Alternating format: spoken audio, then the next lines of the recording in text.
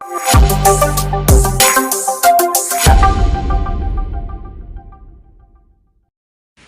Mass മോട്ടോഴ്സിൽ നിന്നാണ് ഹോണ്ടയുടെ deo വണ്ടി. അതിനകത്ത് നമുക്ക് വർക്കിന് കയറ്റിയിട്ടുണ്ട്. പറഞ്ഞിരിക്കുന്ന കംപ്ലയിൻ്റ് ഒന്ന് മീറ്റർ അസംബ്ലി കംപ്ലയിൻ്റ് ഉണ്ടായിരുന്നു, അത് മാറ്റാം.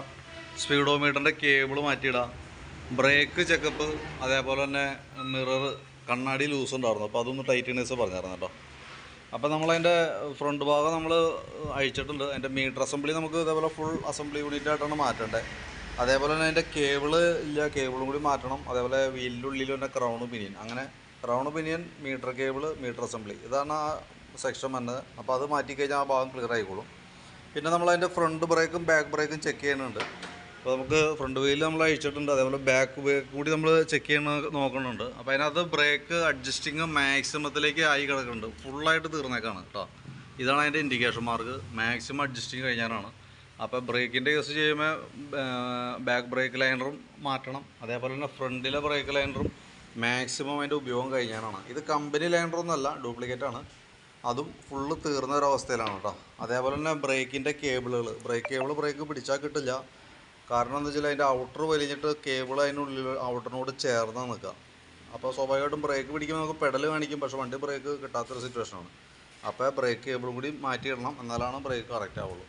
ഫ്രണ്ടിലെയും ബാക്കിലെയും ബ്രേക്ക് ലൈനർ മാറ്റണം. 2 ബ്രേക്ക് കേബിൾ, ഫ്രണ്ടിലെ ഇതേക്ക് തന്നെ കോമ്പി ബ്രേക്കിൻ്റെ ഒരു കേബിളും ഫ്രണ്ട് ബ്രേക്കിൻ്റെ കേബിളും അതുകൂടി മാറ്റിയാലാണ് ആ ഭാഗം ക്ലിയറായി പോകുള്ളൂ.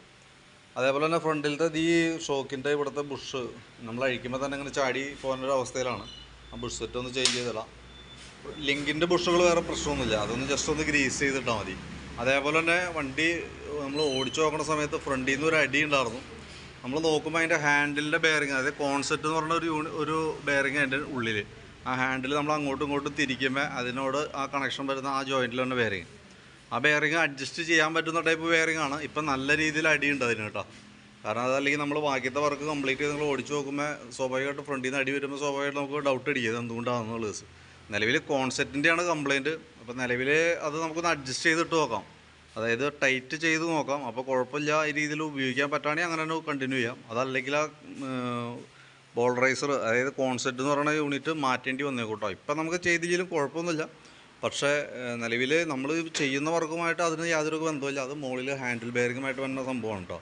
അപ്പോൾ നമ്മൾ ബാക്കിയത്തെ ചെയ്യുമ്പോൾ സ്വാഭാവികമായിട്ട് കൺഫ്യൂഷൻ വരും. അത് ഇല്ലാതിരിക്കാനാണ് മുൻകൂട്ടി പറയണതിൻ്റെ കേസ്.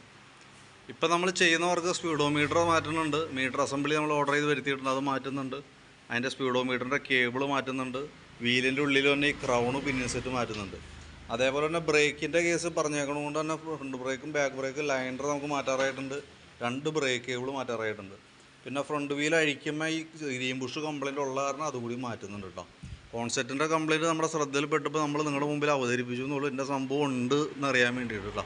അത് അഡ്ജസ്റ്റ് ചെയ്യണമെങ്കിൽ നമുക്ക് ടൈറ്റ് ചെയ്ത് നോക്കാം. അത് നിങ്ങൾ പെർമിഷൻ പറഞ്ഞാൽ മാത്രമേ നമ്മൾ ചെയ്ത് നോക്കുകയുള്ളൂ. ഇനി അതല്ലാന്നുണ്ടെങ്കിൽ മാക്സിമം ഉപയോഗിച്ചിട്ട് അത് അഴിച്ച് മാറ്റി കളഞ്ഞാലും മതി, എങ്ങനെ വേണമെങ്കിലും ചെയ്യാം കേട്ടോ. അപ്പോൾ അതിൻ്റെ ഒരു എസ്റ്റിമേറ്റ്, ഇപ്പോൾ ബാക്കിയത്തെ ഈ പറഞ്ഞിരിക്കുന്ന വർക്കുകൾ ഉൾപ്പെടുത്തി അതിൻ്റെ ഏകദേശം ഒരു എസ്റ്റിമേറ്റ് നോക്കിയിട്ട് അതിൻ്റെ ഡീറ്റെയിൽസ് ഒന്ന് വാട്സാപ്പിലേക്ക് ഇട്ടേക്കാം. വീഡിയോ കണ്ടുമ്പോൾ നോക്കിയിട്ടൊന്ന് റിപ്ലൈ ഇടാം. ഏകദേശം ഒരു 2 മണി 2:30 ആകും തീരുമ്പോഴത്തേക്ക് കേട്ടോ. മാക്സിമം 3 മണിക്കുള്ളിൽ നമുക്ക് എടുക്കാവുന്ന രീതിയിലാണ് ചെയ്തുകൊണ്ടിരിക്കുന്നത്. ഓക്കെ.